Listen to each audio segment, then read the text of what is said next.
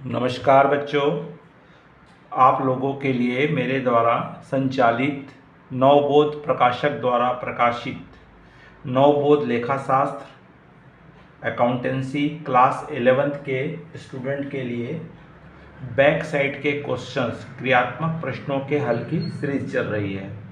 बच्चों, इसी क्रम में हम देख रहे हैं चैप्टर नंबर 9 ट्रायल बैलेंस परीक्षा सूची तलपट।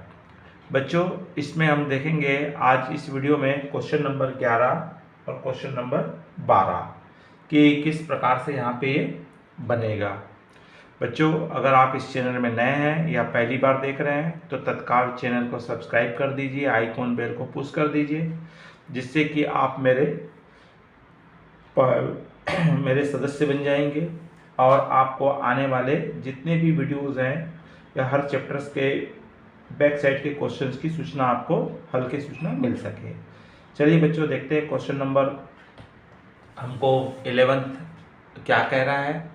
तो प्रश्न क्रमांक 11 बोलता है हमको यहाँ पे निम्नलिखित बैलेंस से एक व्यापारी 31 मार्च 2007 को ट्रायल बैलेंस तैयार करने बोल रहा है। आपको क्या क्या आइटम दिया है, वेतन दिया है, सैलरी, बिल्डिंग, भवन, capital, bills payable, debtors, insurance बीमा, क्रेडिटर्स लेनदार, बिल्स रिसेबल प्राप्ति पत्र, bank overdraft, bills bank overdraft, bank अधिविकर्स, प्राप्त कमीशन, दान, डोनेशन, परचेज, क्रय, सेल्स, विक्रय, क्रय वापसी और विक्रय वापसी, और साथ में कैश इन हैंड दिया है। तो बच्चों, इसको हमने हल करते समय सबसे पहले आप ट्रायल बैलेंस का फॉर्मेट बना लीजिए, जिसमें आप डेट या number of accounts, name of accounts, particular amounts की कॉलम लिख लीजिए और उस अमाउंट्स को हमको नियमानुसार डेबिट या क्रेडिट में हमको करना होता है।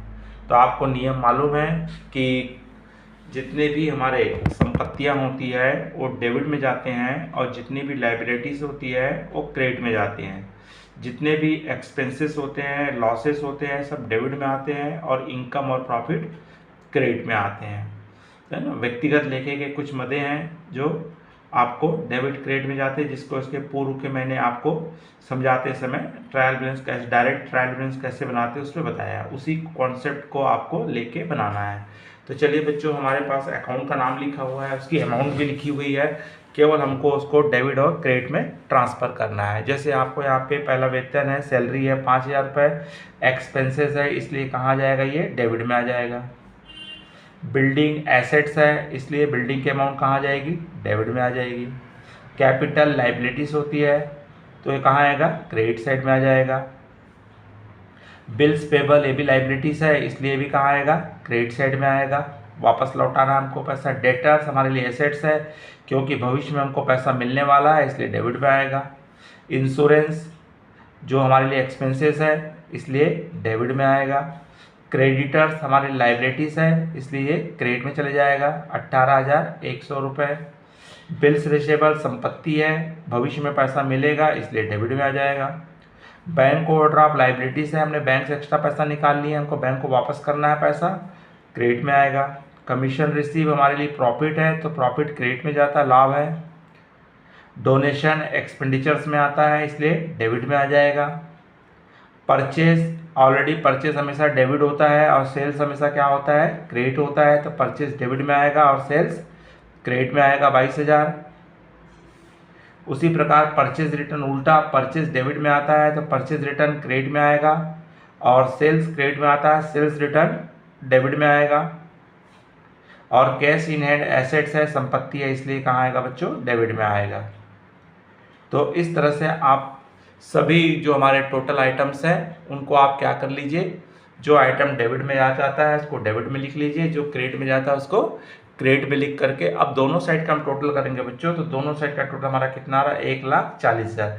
और ऑल अमाउंट का अगर आप टोटल करते हो तो उसको 2 से डिवाइड कर दीजिए तो आपको आंसर मिल जाएगा। अगर 2,80,000 टोटल आ रहा है उसको आप 2 से डिवाइड करोगे तो दोनों साइड का टोटल कितना आएगा बच्चों, 1,40,000, 1,40,000 आएगा।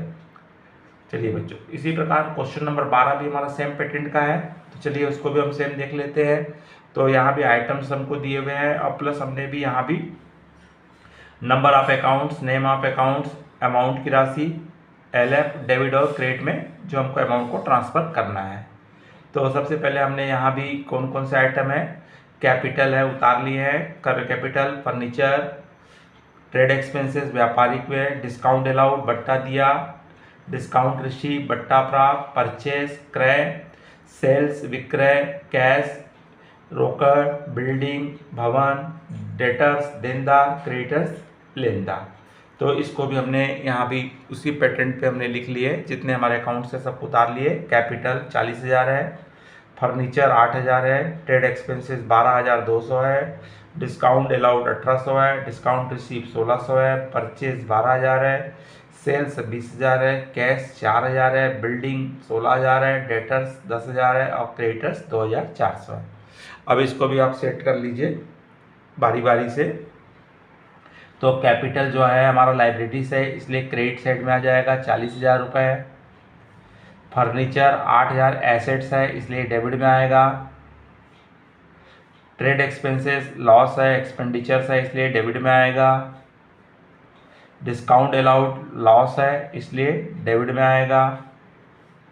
डिस्काउंट रिसीव फ़ायदा है हमारे लिए, प्रॉफिट है, इसलिए क्रेडिट में आएगा।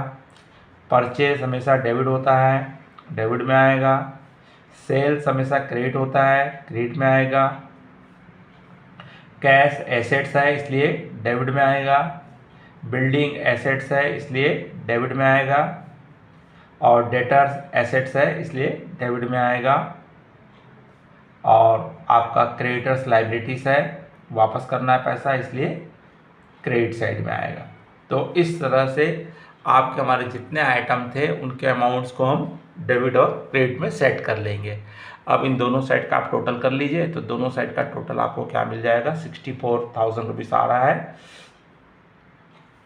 20 और 40 60 और 60,000 3 और 4,000 64,000, इसी प्रकार आप डेबिट का टोटल कर लीजिए बच्चों। तो आपका दोनों साइड का टोटल क्या मिल जाएगा, सेम मिल जाएगा। बच्चों अगर आपको प्रॉब्लम समझ में आया है तो लाइक कीजिए, अपने अपने मित्र साथियों को अधिक से अधिक शेयर कीजिए, कमेंट्स बॉक्स में जा कर के आप अपनी राय अवश्य दीजिए। नमस्कार, जय हिंद, जय भारत।